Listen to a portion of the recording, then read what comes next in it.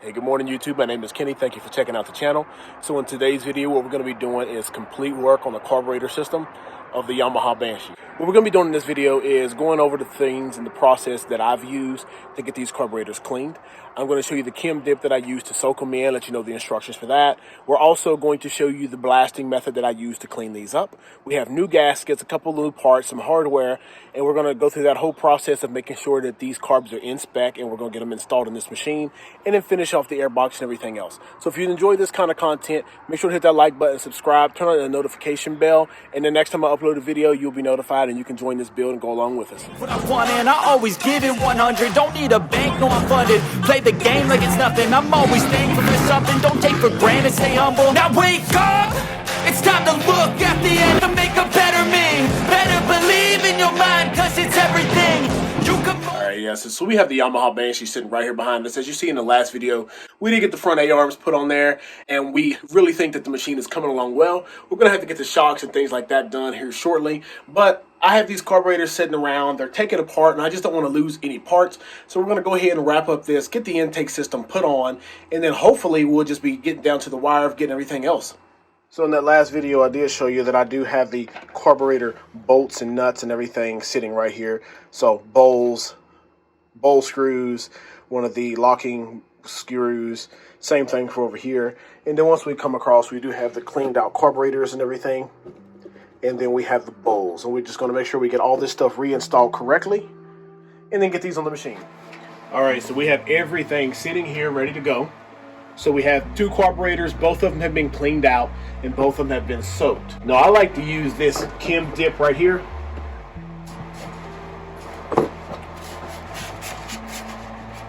Seems to work really well for me, and it eats all the parts, cleans everything up, variation, agitation without heat or anything.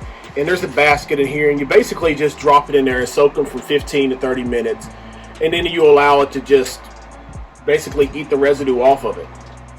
If the part is really soiled, you can leave it in for an hour, but this is done well. And then I've just hooked up my air compressor and just blew air through all the holes. So first thing we're going to do is we're going to turn to the sides and let you see that we do have the idle adjustment screws in there. No need to tighten those down. We're just going to kind of put them back to where they were preset. Then the next thing we need to do is decide which side is the actual side that has the choke on it. So this side has the choke on it. So what you want to understand too is that the carburetor bowls are slightly different. One of them has a little brass bead here, and there's a jet down in there. This one goes on the side that has the choke. This one does not. It goes on that side. Now that we have them properly oriented to where they're going to go, I'm going to check my float height. We're going to use a set of calipers, and I'm going to go down on the side to 21. So mine goes by each tab is 1. So we're going to have it set right at 21, which is right about there. And then we're going to set this right on the side. See if it touches. It barely has any space in between and doesn't touch. If I rocked it a little bit, it touches. So we're good as far as on that one. This one, not so good. So I'll turn it to the side, and I will mess with my little tab here. I usually can use the back side of this as well. Lift it up, put it back there, and then we'll remeasure. Still at 21.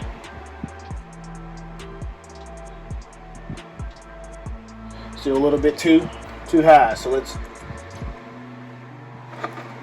do that again.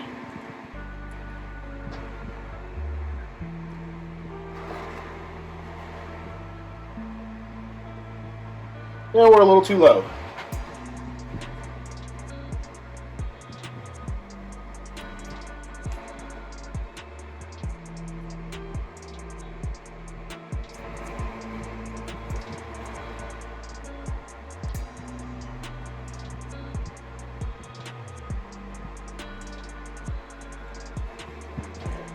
So we just play a little chasing game with it until we get it where we need it to be.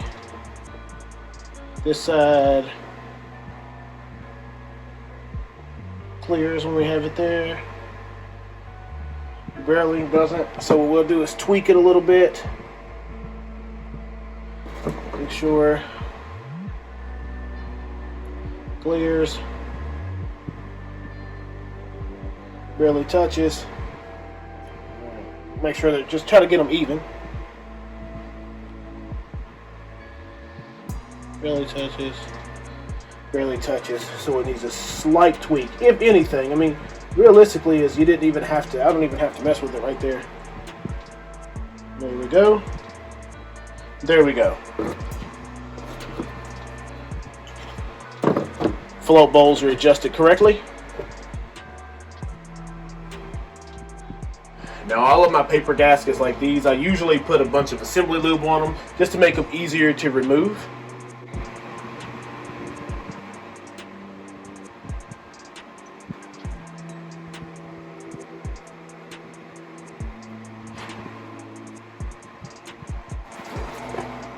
Alright, so now it's time to get the bowls back on. Just lean them over from the side, they're going easier that way. This is facing towards the rear.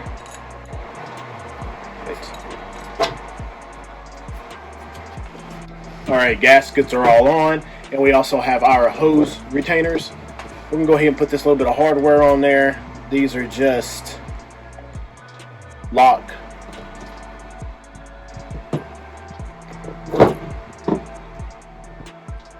There's just locking mechanisms that go on the top here. And they came out and they had a little bit of blue thread locker on them, so we're going to do the same.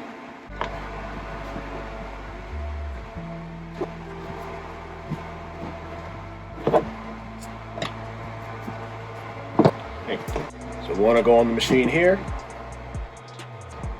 Then we'll have our hose that comes in between these two. It sits in there. We're going to get a new piece cut for that.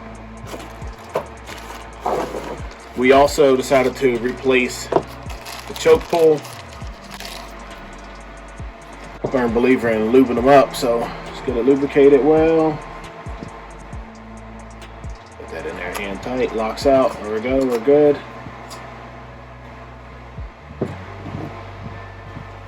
And let's just add us some hose to this. Alright, we got 4 pieces that are roughly about 18 inches long each. Feed them up through here.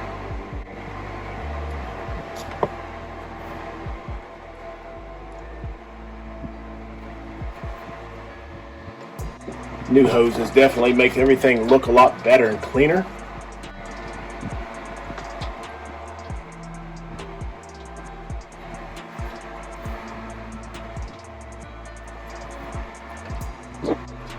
Final thing is we did replace these. We ordered new ones. Got those in the mail right here. Reason being, one of them was all stripped out, so we're going to go ahead and put them in here, and these ones are flat space, so we're going to go ahead and get those installed as well.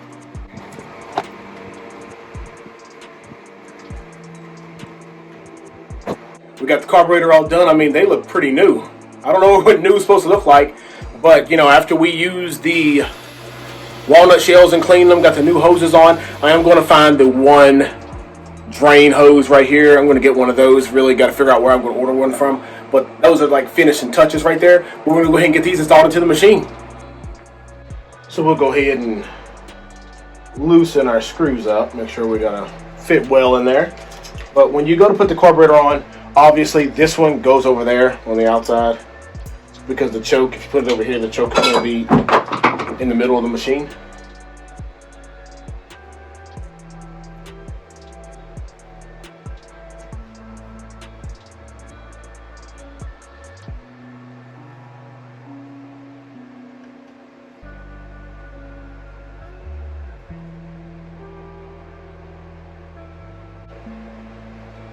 So we have first carburetor on there with the hoses running down through.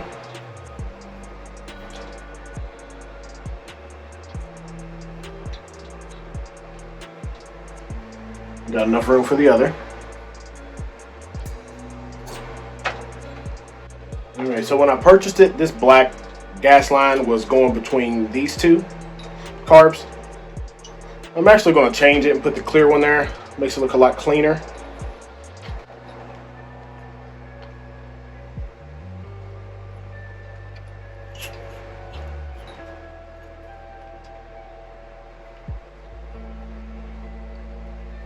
It's nice and clean right there.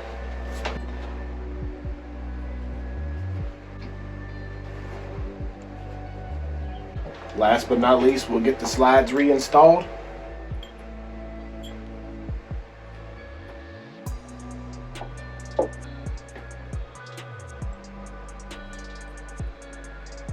So the slides have this notch here, and they want to go to the outside, and that's where the adjustment is for the idle.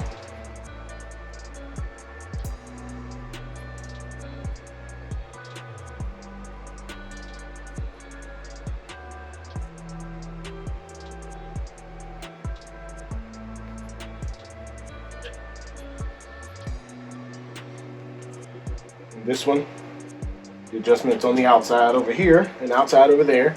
Just trying to peek to make sure I can get them. The needles are going down in.